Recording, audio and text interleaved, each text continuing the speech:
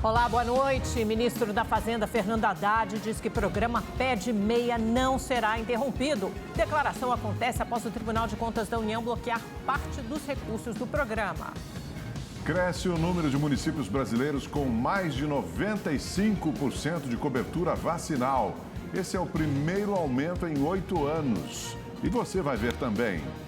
Começa em São Paulo júri popular de motorista embriagado que atropelou e matou a ciclista Marina Arcotti. O crime aconteceu há mais de 4 anos.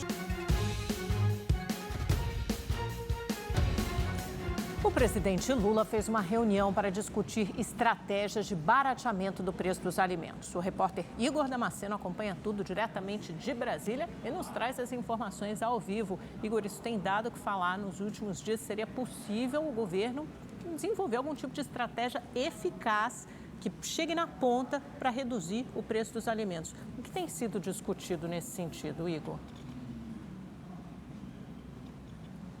Ei, Amanda, boa noite a você, também ao Augusto, boa noite a todos que nos acompanham. Olha, estavam presentes nessa reunião com o presidente o ministro da Fazenda, Fernando Haddad, o ministro da Agricultura, Carlos Fávaro, e também o do Desenvolvimento Agrário, Paulo Teixeira. O governo aposta na queda no valor do dólar para que nas próximas semanas os produtos já estejam mais baratos nas prateleiras dos supermercados. Ontem, o ministro-chefe da Casa Civil, Rui Costa, disse que o governo estuda medidas para trazer um barateamento no preço dos alimentos, mas ele utilizou as palavras intervenção do governo para se referir a essas medidas. Essa expressão acabou gerando um mal-estar, um ruído dentro do Palácio do Planalto.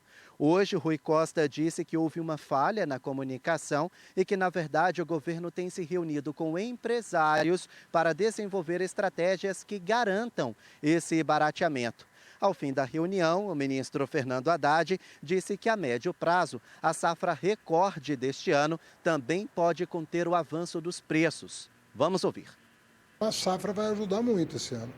Todos os indicadores da SPE são de que nós vamos ter um bom ano de produção agrícola em todos os itens. Aparentemente, até pelo regime de chuvas e tal, aparentemente nós não vamos ter desfalque nenhum naquilo que é consumido pela população. Bom, Haddad também comentou a situação do programa Pede Meia, programa esse que pretende combater a evasão escolar no ensino médio. O Tribunal de Contas da União manteve a suspensão dos repasses para o programa, até que o governo resolva impasses no orçamento. O ministro Haddad disse que a decisão não vai prejudicar o pagamento do benefício esse para quase 4 milhões de estudantes. Veja os detalhes na reportagem de Matheus De Luca.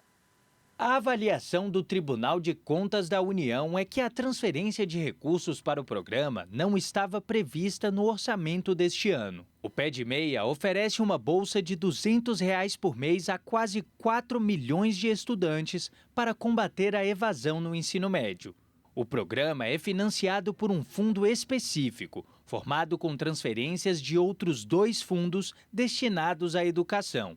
O problema, segundo o TCU, é que o repasse de R$ 6 bilhões não foi registrado corretamente no orçamento, o que dificulta a fiscalização e permite o uso de recursos a mais do que é necessário para a execução do programa. A Advocacia Geral da União recorreu e argumentou que o bloqueio dos R$ 6 bilhões causará transtornos irreparáveis. A suspensão, no entanto, foi confirmada pelo plenário da Corte até que o governo faça os ajustes no orçamento. O Ministério da Educação ainda não se manifestou sobre o assunto. Após reunião com o presidente Lula na tarde de hoje, o ministro da Fazenda, Fernando Haddad, afirmou que a decisão do TCU não vai interromper o programa. Não vai haver descontinuidade. Todo o encaminhamento que nós demos nas medidas do ano passado foi para orçar o Pede Meia na forma que nós entendemos adequada e que é a mesma que o TCU considera a mais adequada. Então, está pacificada essa situação em relação a como deve ser procedido do ponto de vista da orçamentação do programa. O setor automotivo recebeu o apoio de 5 bilhões e 400 milhões de reais do BNDES, o Banco Nacional de Desenvolvimento Econômico e Social, nos últimos 2 anos. O valor superou os investimentos feitos no setor nos 4 anos anteriores. Segundo o presidente do BNDES, Aloysio Mercadante, o montante tem contribuído com a transição energética e a descarbonização. O avanço do apoio ao setor automotivo está relacionado às políticas públicas de estímulo à economia, como o programa Nova Indústria Brasil do governo federal. No Paraná, a Justiça Federal condenou 8 pessoas por organização criminosa e tentativa de extorsão e sequestro envolvendo o atual senador Sérgio Moro. Segundo a investigação, os criminosos pretendiam realizar ataques contra servidores públicos e autoridades, e entre os alvos estava o senador. O plano serviria de retaliação após mudanças no regime de visitas em presídios estabelecidas por Moro enquanto ele ainda era ministro da Justiça. Na época, pelo menos 10 criminosos faziam monitoramento da família do senador em Curitiba, segundo a polícia. Os casos de coqueluche aumentaram de forma alarmante no Brasil, segundo dados do Ministério da Saúde. Os registros passaram de apenas 214 em 2023 para 6.060 no ano passado, um crescimento de quase 3.000%.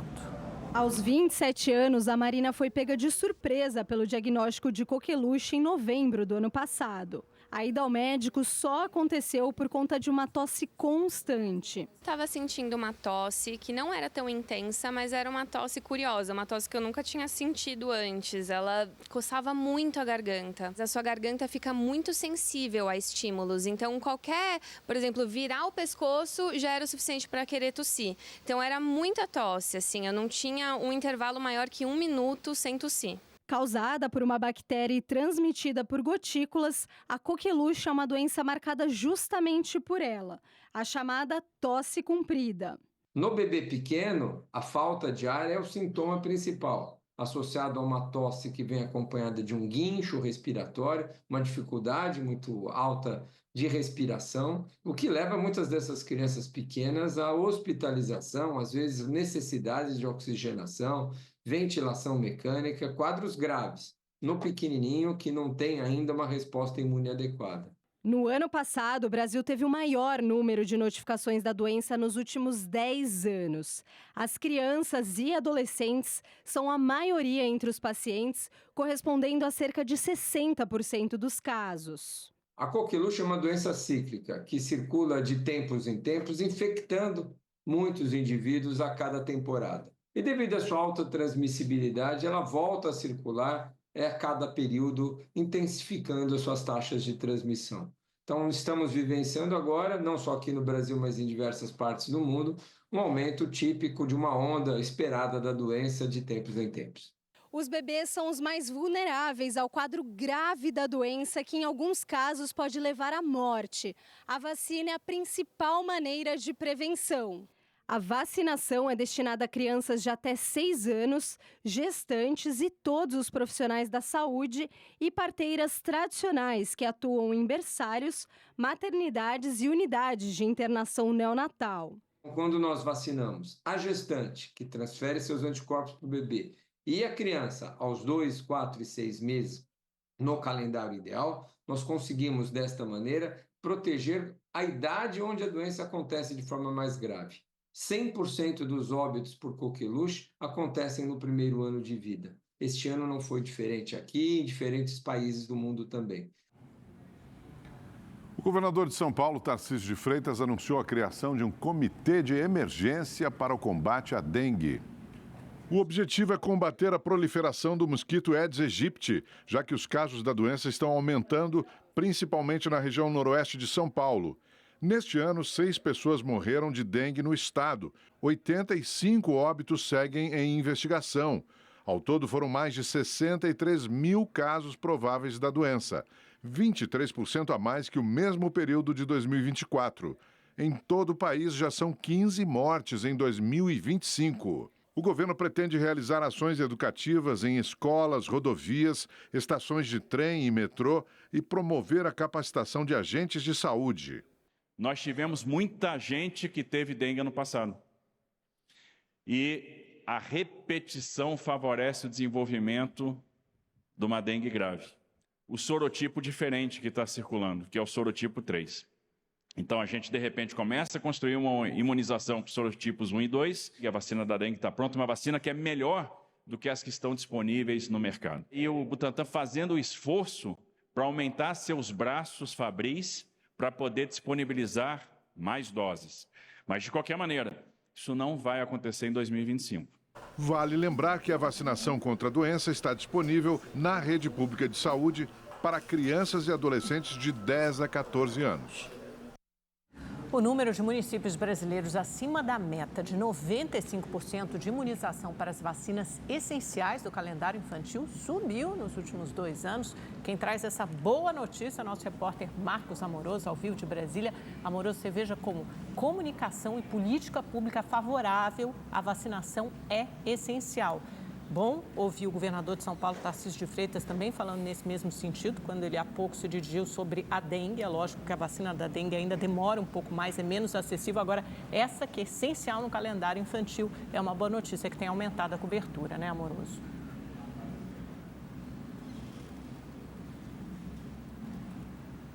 Exatamente, Amanda. Boa noite a você, Augusto, e a todos que nos assistem. E o resgate de uma tradição já brasileira. A gente está acostumado a se vacinar, né?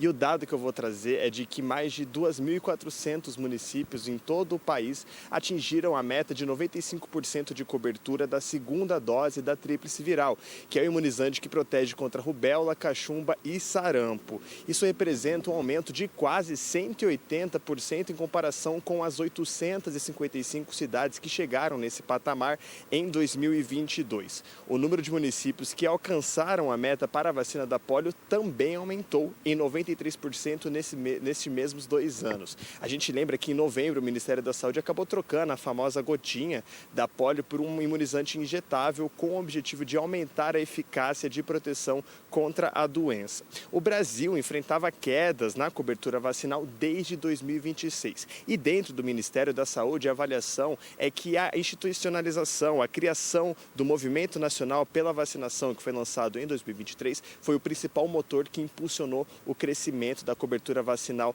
no Brasil. E com isso, a tendência de queda foi revertida e em 2024, no ano passado, 15 das 16 vacinas do calendário obrigatório infantil, né, daquela faixa etária ali até se completarem a adolescência, registraram um aumento do número de imunizados. O Ministério da Saúde afirma que todas as vacinas obrigatórias do calendário estão com estoque reforçado, o que deve fazer com que este número de imunizados cresça ainda mais em 2025. Vamos esperar. Amanda, Augusto. Perfeito, obrigado. E começou hoje o julgamento do empresário que atropelou e matou a ciclista Marina Arcotti. O crime aconteceu em novembro de 2020. À espera da decisão da justiça, o desabafo de um pai inconformado. Era um sujeito irresponsável, alcoolizado, dirigindo em alta velocidade, né, atropela alguém, né, imprime maior velocidade no veículo, foge, deixa aquela pessoa se esvaindo em sangue ali, né, como foi o caso de Marina, e para depois esconder o carro, para poder ainda subir no elevador dando risada com uma garrafa de vinho debaixo do braço. É um negócio assim absurdo. A socióloga Marina Arcotti, de 28 anos, pedalava pela Avenida Paulo VI, zona oeste de São Paulo, quando foi atingida por um carro conduzido pelo empresário José Maria da Costa Júnior. Ele deixou o local do acidente sem prestar socorro à vítima. A gente não entende por que tanta morosidade, né? Por que esse escape do réu. Então, a gente quer, de fato, que isso seja chegado a uma decisão para que, inclusive, mude o entendimento, né, sobre esses casos de atropelamento, não só de ciclista, como de pedestre, como de motociclista. Quantas pessoas que ficam sem resposta e que não conseguem nem dar entrada num processo criminal, né? Então, isso é muito sério, né? Isso é muito grave. O empresário responde por homicídio com dolo eventual, quando se assume o risco de matar, dirigir sob efeito de álcool e omissão de socorro. Segundo o Detran de São Paulo, de janeiro a dezembro do ano passado, 397 ciclistas morreram no trânsito de São Paulo, um aumento de 11,5% em relação ao ano anterior. O julgamento trouxe para o Fórum da Barra Funda, além de amigos e familiares da Marina, grupos que lutam por justiça no trânsito, principalmente nos casos que envolvem ciclistas.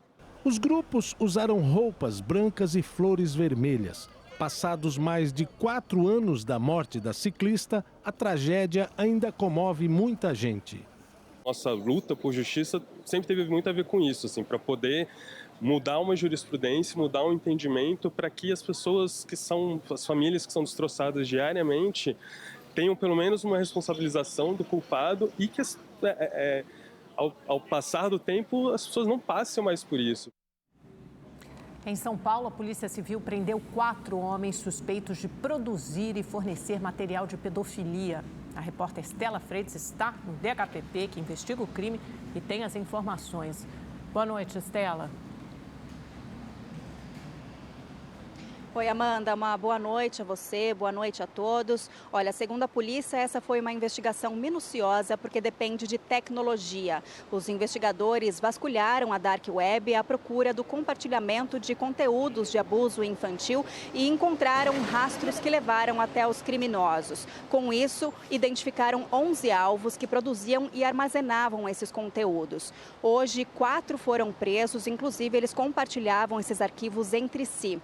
2 deles já tinham passagens pela polícia pelo mesmo crime. Também foram apreendidos 28 aparelhos entre celulares e notebooks e foram encontrados cerca de 40 arquivos de materiais pornográficos, fotos e vídeos com conteúdo explícito de sexo com menores de idade na faixa etária entre 6 e 16 anos. Ainda segundo a polícia, hoje foi só o começo da operação para desmantelar essa quadrilha que tem pelo menos mais 7 criminosos envolvidos. Amanda, Augusto. Perfeito, obrigado, Stella.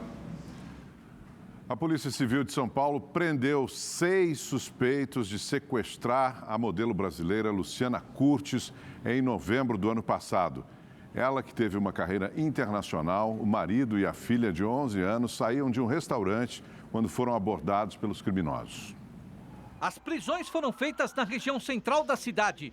Segundo a polícia, 4 homens e 2 mulheres envolvidos diretamente no sequestro das vítimas. Câmeras de segurança registraram o carro do casal na saída do restaurante com os criminosos dentro. Luciana e a família ficaram mais de 12 horas em um cativeiro sob ameaça de armas de fogo e em contato próximo com cobras e escorpiões. No período, os bandidos fizeram diversas transferências bancárias. Após a liberação dos reféns, a polícia anti-sequestro iniciou uma investigação contra o grupo criminoso que resultou na operação de hoje. Todos esses indivíduos estão presos, né? Então nós temos homens presos associados ao arrebatamento e outros indivíduos, mulheres e homens presos associados à lavagem do dinheiro da organização criminosa. Os agentes cumpriram 12 mandados de prisão temporária e 14 de busca e apreensão na capital e na região metropolitana. Só no ano passado, o Departamento de Investigações Criminais da Polícia Civil registrou 2.000 sequestros relâmpagos em São Paulo. As investigações prosseguem contra o crime organizado para que a gente possa combater esse tipo de crime, asfixia financeira desses indivíduos para que tire de circulação e ponha à disposição da justiça. A polícia de Mato Grosso cumpriu 8 mandados de busca e apreensão no Rio de Janeiro e em São Paulo contra criminosos que se passavam por funcionários de banco para roubar o dinheiro das vítimas. Vamos conversar com Tony Vendramini, que tem essas informações. Tony, hoje todo cuidado é pouco para não cair nesses golpes, golpes online, golpes de internet, golpes de telefone, que têm se tornado cada vez mais sofisticados. Sem dúvida, Amanda, boa noite para você, boa noite, Augusto, boa noite a todos que nos acompanham. Tem que estar atento o tempo inteiro. Aqui no Rio de Janeiro, os agentes estiveram em diversos endereços em Nova Iguaçu, na Baixada Fluminense, Amanda, e conduziram 2 pessoas até a cidade da polícia para prestar esclarecimento. Elas são suspeitas de integrar uma quadrilha que aplicava esses golpes, se passava por bancos para poder retirar dinheiro das vítimas. E uma das vítimas é uma delegada do Mato Grosso. Os criminosos conseguiram retirar R$110 mil da conta dela. A polícia recuperou cerca de R$40 mil. Na ação também foram apreendidos celulares e computadores. A polícia conseguiu ainda rastrear movimentações financeiras envolvendo diversos suspeitos que podem ter feito vítimas por todo o país. O delegado responsável pelo caso explicou como esse golpe funcionava e deu dicas do que fazer caso você se torne uma vítima. Vamos ouvir. Normalmente as pessoas enviam nesse tipo de golpe um link para o WhatsApp. A partir dali elas clonam o WhatsApp da vítima e nesse caso também enviaram um link, né, através de SMS, que ela clicou no link e a partir dali tiveram acesso a todas as informações bancárias dela. A pessoa foi vítima de um golpe, ela consegue fazer com o seu banco ou através da polícia um MED, né, é a orientação que a gente dá. Ela procura o banco, né, tem que ser imediato. Eu sofri um golpe de manhã. Quanto mais tempo for passando, mais dificuldade do dinheiro ser recuperado, porque mais chance dele ter sido pulverizado para outras camadas. É assim que os golpistas têm trabalhado. O corpo do bicheiro José Caruso Scafura, o Piruinha, foi enterrado hoje no Rio de Janeiro. O contraventor, de 96 anos, era o mais velho da antiga cúpula do Jogo do Bicho no Rio de Janeiro e controlava bancas em bairros da zona norte da cidade. A causa da morte não foi divulgada.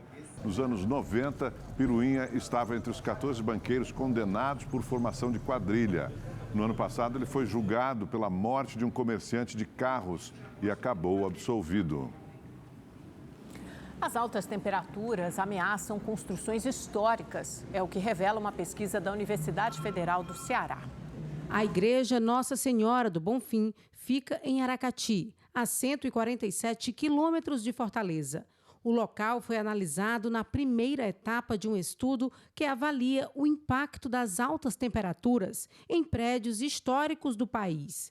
A pesquisa apontou que a igreja, de 250 anos, patrimônio histórico desde 2001, possui danos irreversíveis causados pelo aquecimento global. Nós desenvolvemos um método que se baseia em medições reais, em tempo real, de parâmetros ambientais, como temperatura, umidade e também escaneamentos digitais de alta resolução. O que nós encontramos ao longo dessa pesquisa foi um cenário de aquecimento, o que vai fazer com que essas construções históricas elas acabem fissurando mais, se degradando, os revestimentos, se tornando mais fragilizados e, portanto, necessitando de mais investimentos para reabilitação. De acordo com o estudo, entre 2050 e 2100, a temperatura em Aracati, no Ceará, deve ultrapassar os 41 graus, aumentando em 400% as movimentações térmicas na alvenaria da igreja local.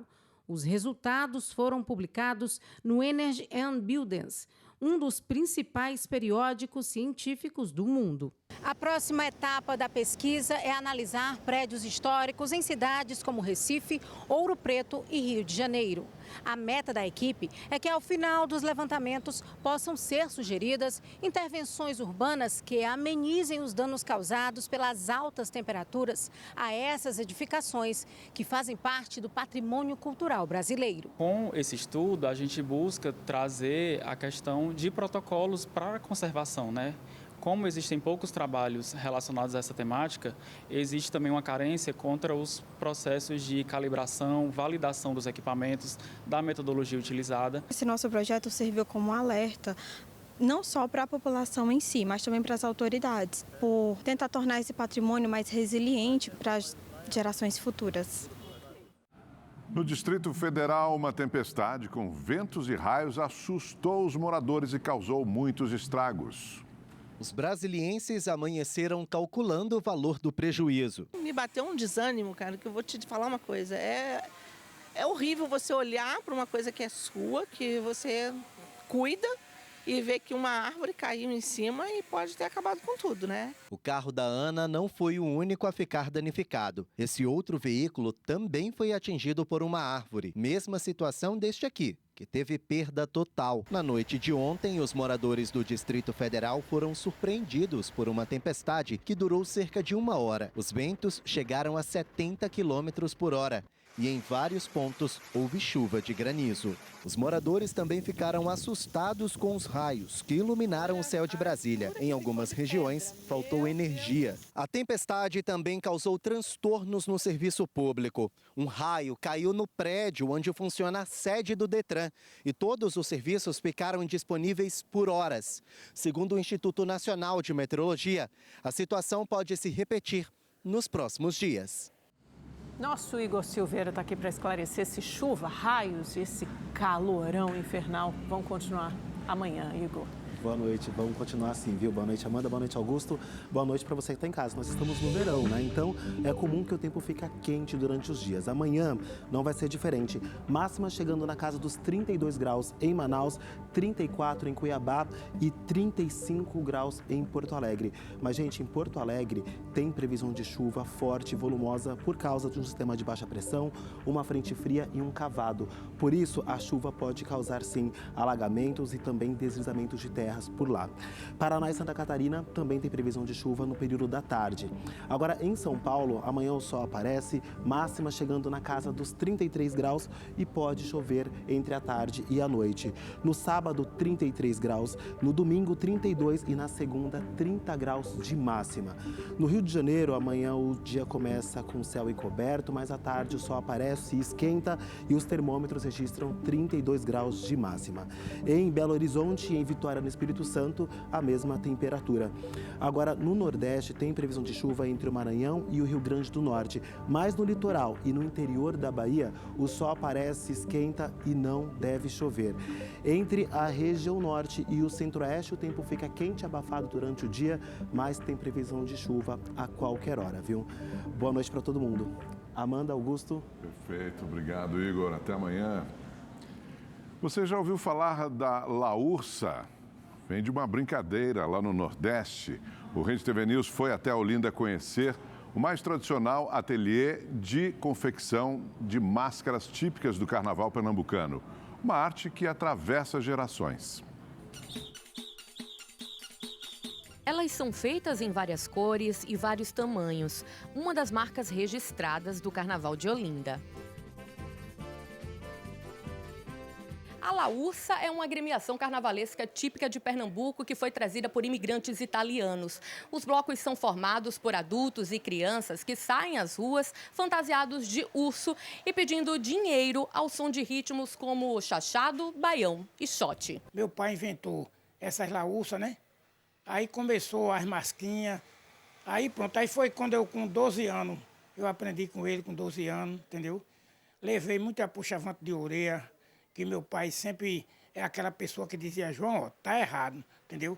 Mas eu nunca larguei dos pés dele, nem das mãos, porque para onde ele ia, eu ia atrás dele. E tudo que eu sei, eu agradeço a Deus e a ele.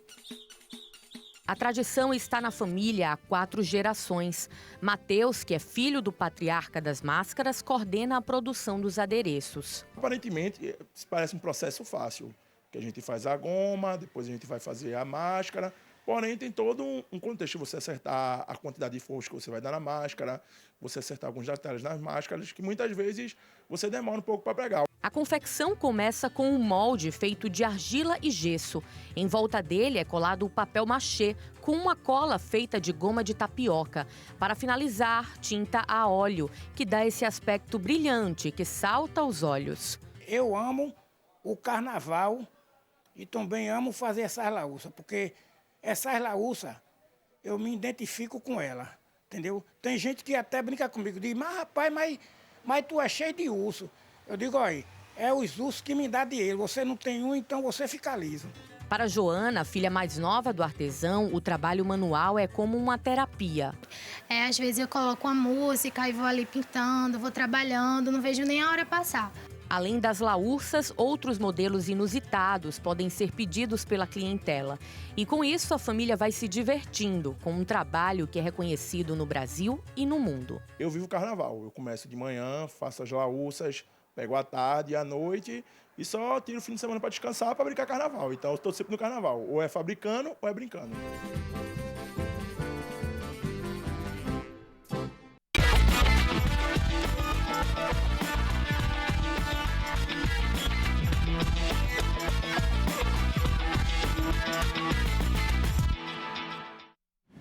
E para comemorar o aniversário de São Paulo, que completa 471 anos no próximo sábado, o Rede TV News começa hoje uma série para mostrar as belezas dessa nossa grande metrópole. Na primeira reportagem, uma viagem pela variedade gastronômica que se mistura à história da cidade. Quem mostra para a gente é o repórter Felipe Brosco. É tradição. Não dá para pensar em comer bem em São Paulo e não se lembrar de uma boa padaria. Afinal, são cerca de 6.000 delas espalhadas pela cidade. O cafezinho é apenas um detalhe em meio a tantas opções. Na padaria Basilicata, referência à região do sul da Itália, fundada em 1914 no bairro do Bexiga, elas estão espalhadas por todos os cantos. O Ângelo, que faz parte da 4ª geração de proprietários, conta como surgiu a receita do pão que se tornaria um dos mais famosos da cidade. O pão italiano Basilicata. São produzidas 3.000 unidades por dia. Começou em 1914, com o nosso tio bisavô. Ele veio da Itália, imigrante, e resolveu fazer aqui o pão do mesmo jeito que se fazia lá na Itália, nas casas. E esse é o sistema, é um sistema de fermentação natural. Hoje em dia está muito na moda e a gente faz isso faz tempo. Deu tão certo que a padaria chegou a receber clientes ilustres, como o Ayrton Senna. Ele frequentava aqui, principalmente o pai dele, vinha aqui sempre pegar pão. E um dia o pai dele trouxe o pôster com ele, com a dedicatória dele. De acordo com a Associação Brasileira de Bares e Restaurantes de São Paulo, há aproximadamente 156.000 estabelecimentos gastronômicos na cidade. O setor de alimentação empregou no ano passado 218.000 trabalhadores formais. Números grandiosos que foram conquistados com a ajuda dos imigrantes. Entrar na hamburgueria do seu Osvaldo, lanchonete no bairro do Ipiranga, é quase como fazer uma viagem ao passado. O clima é o mesmo de 1966, quando a casa abriu as portas pela primeira vez. Até sua morte, em 2008, seu Osvaldo cuidava de praticamente tudo. Anotava os pedidos e era bom de conversa. Hoje, quem toca o barco por aqui é o gerente Luiz Gomes, que trabalha na hamburgueria há 26 anos. Ele começou fazendo dog, na verdade, e com a expansão do hambúrguer nos Estados Unidos e em outros países, ele resolveu experimentar o hambúrguer também aqui em São Paulo e começou fazendo um hambúrguer tradicional, né? O hambúrguer mais fininho, igual o hambúrguer americano. Né? A gente já está atendendo, sei lá, a 3ª geração. O seu Osvaldo atendeu 3, 4 gerações também. Não é raro encontrar clientes que frequentam o estabelecimento há décadas. O Osvaldo vinha desde pequenininho, ó, mais ou menos uns 25 anos atrás, né? Quando era só uma portinha mesmo. Quando era o seu Osvaldo fazendo os lanches, né? Quando ele atendia a gente. É uma coisa muito legal, que eu guardo até hoje e venho sempre. O Marcelo brinca quando perguntado se estava vindo à hamburgueria pela primeira vez. É a primeira vez hoje, né, Ana Lu? A gente já vem sempre aqui. Então, desde a minha época de moleque, né, a gente já vinha, os pais passaram pra gente essa tradição e a gente está passando para os filhos agora. E é por esta diversidade que no ano passado São Paulo foi eleita uma das melhores regiões do mundo para saborear uma boa comida. Um guia gastronômico divulgou um ranking com as 100 melhores cidades do mundo para comer. E a capital paulista conquistou a 31ª posição. Fatias de rosbife, tomate, pepino em conserva e 4 tipos de queijos fundidos em banho-maria. Ingredientes preparados de um jeito único no pão francês fresquinho e crocante. Tá aí a receita do lanche mais famoso de São Paulo, que virou até patrimônio cultural imaterial do estado. Este restaurante, que fica no centro de São Paulo, ficou famoso no Brasil inteiro por causa do tradicional bauru. E o lanche tem uma história curiosa. A receita foi criada de uma maneira bem despretensiosa por um cliente ilustre que estava com fome. O Casimiro Pinto Neto. Ele era um estudante de Direito de Bauru e aí o apelido na faculdade era Bauru. Estava lendo um livro e teve a inspiração de criar um sanduíche que representasse uma refeição completa. Ele chegou, chamou o chapeiro e foi ditando os ingredientes, né? Pediu o pão francês, aí pediu para colocar o rosbife, o tomate, o pepino em conserva e pediu para derreter o queijo. Daí na época se derretia direto na água. Então fez uma mistura de queijo derretido na água. Quando serviu o sanduíche, o outro amigo Kiko passou, pegou metade do lanche. A hora que experimentou, já logo disparou. E viu desse aqui igual do Bauru? E aí foi um sucesso imediato e todo mundo queria experimentar o tal sanduíche do Bauru. O tal sanduíche centenário faz sucesso até hoje. Quem já provou, faz questão de apresentar para quem não conhece. Eu vim por causa do meu filho. Meu filho, a esposa dele é paulista. A minha esposa também é paulista. O pai dela tem um escritório aqui em cima. E eu vim aqui conhecer o Bauru. tão famoso Bauru e é maravilhoso, né? Minha esposa me apresentou ano passado, daí também não sou de São Paulo. Eu gostei bastante, a gente estava aqui por perto, falei, vamos ali comer um Bauru para você conhecer. Foi em 1922, pouco após a Semana de Arte Moderna, que o estabelecimento abriu as portas do espaço no Largo do Paissandu. Rapidamente se tornou o ponto de encontro predileto de intelectuais, como Oswald de Andrade, que deu o apelido que viraria o nome do local.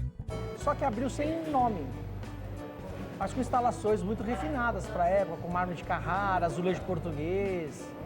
E aí Oswald de Andrade que deu o apelido vamos naquele ponto chique, né? Naquele lugar luxuoso, lugar chique. E acredite, até o famoso parabéns para você teve influência dos antigos frequentadores daqui. Foi aniversário do Birajara Martins, ele tinha bigodes muito compridos e vivia com uma tesourinha aparando o bigode.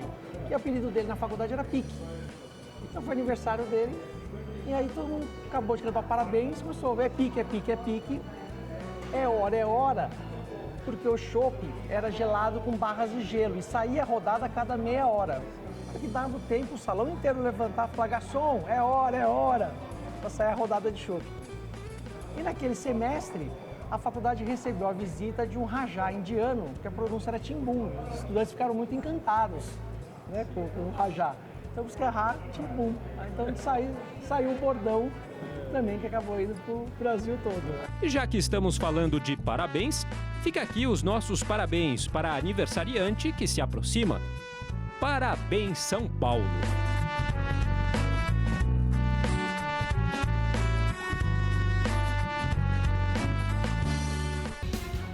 Foram divulgadas nas redes sociais imagens de uma agressão revoltante em um bar no interior de Mato Grosso. Irritado por não conseguir pagar a conta, um homem usou um banco para agredir a gerente do local. A vítima, que levou 7 pontos na cabeça, contou à polícia que o agressor se irritou e a culpou por errar a própria senha do cartão.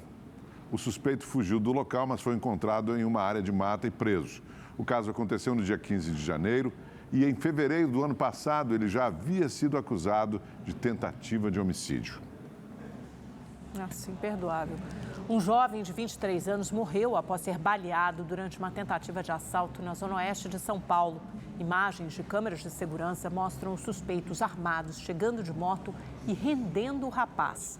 De acordo com o namorado da vítima, os dois estavam indo almoçar. Eles reagiram e um dos ladrões fez 2 disparos. Vitor Rocha Silva foi atingido no abdômen e não resistiu aos ferimentos, infelizmente. Ele morava em Uberlândia, no interior de Minas Gerais, e chegou ontem a São Paulo para visitar um amigo. Até agora, ninguém foi preso. Muito obrigada pela sua companhia. Nos vemos amanhã a partir das 7h20 da noite. Até lá. Uma boa noite para você.